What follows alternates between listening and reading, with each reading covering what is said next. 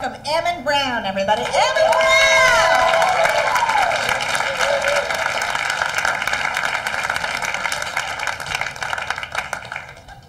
Thanks, guys. How's everybody doing? Good. I'm doing all right. I finally got health insurance just recently. I got it because I saw a billboard, and I kid you not, it said, "We have our finger on our member's pulse." It's like, sign me up. So I signed up, and not once did they put their finger on my member. I was a little pissed. I was looking for a hands-on insurance company. You know, an insurance company with benefits. Didn't work out that way. But I need the health insurance because I'm a smoker. I know. But I've cut way down. I'm only smoking now when I'm awake. Helps a bit. Helps you sleep, really. But I decided I was going to get healthier, so I tried riding a bike to work. After 15 minutes, I was just so winded, I just gave up trying to saw through the guy's padlock. It was just not working. But, you know, part of getting healthier, I decided to start taking children's vitamins when their parents weren't looking, of course. But, you know, I thought maybe I'd take up a sport. So I tried bungee jumping, but it turns out I'm only really good at bungee shitting myself. So, again, not very smart. But I am a smart guy, actually. I was recently voted America's smartest man. Bullshit. No, it was by the American Society of Egotistical People. 300 million way tie for first place. No, I was really smart. I actually won the lottery just a couple of weeks ago, and I was like, I am going to milk this for all it's worth. So I took the $1 a year for 80 million years option. See? Yeah. No, I'm married, and I was smart about that, again, of course. I got married young when it wasn't 2 months' salary, it was 2 months' allowance. It worked out. I have a friend who wasn't too smart about it. His fiancée wanted this huge diamond ring, and he can't afford it. So he took her to see the movie Blood Diamond.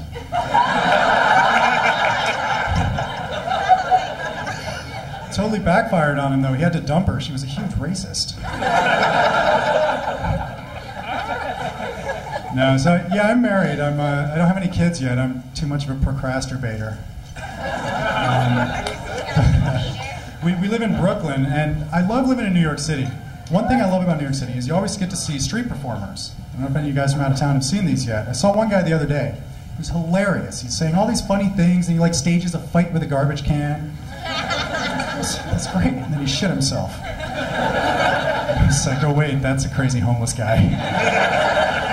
It's especially embarrassing for me. I've been following him around, laughing and clapping for a half an hour. I put a 10 in the guy's G-string.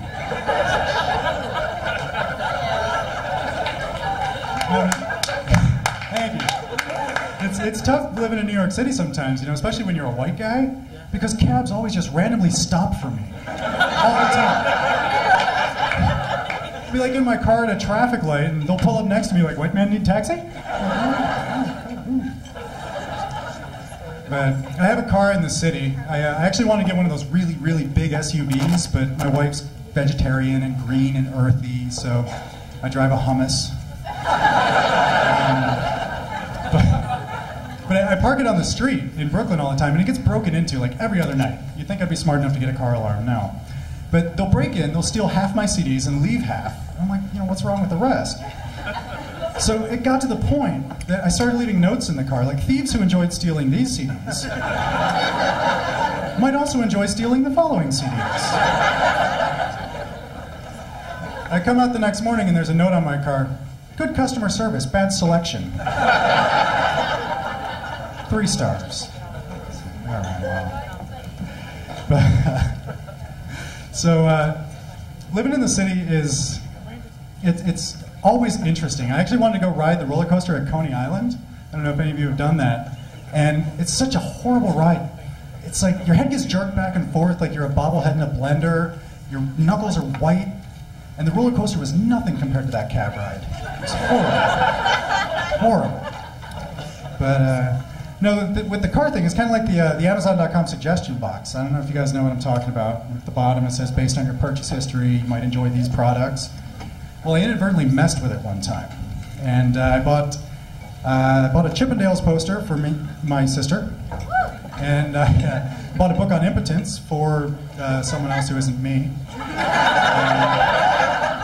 I bought a Miley Cyrus blow-up doll. It was totally for me. When I get done with this, and at the bottom it says, based on your purchase history, might we recommend intensive psychotherapy? So now I'm seeing a psychiatrist, but I think that's the extent of my hallucinations. But she told me I have multiple personality disorder, and one of them's afraid of the dark. So I bought a strobe light. So a guy came up to me on the street the other day and said, "Hey, are you a registered Democrat?" And I said, "Well, I'm a registered sex offender." He's like, "Oh, we don't need Republicans."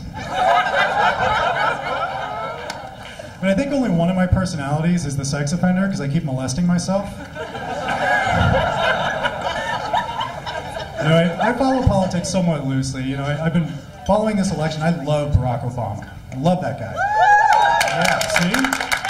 That guy wraps up a speech, and I just breathe a big sigh of relief, because, you know, I can be heterosexual again. He's like one of the only people in the world who can turn me temporarily gay. And Hillary's the other one. Thanks a lot, everybody. My name's Ammon.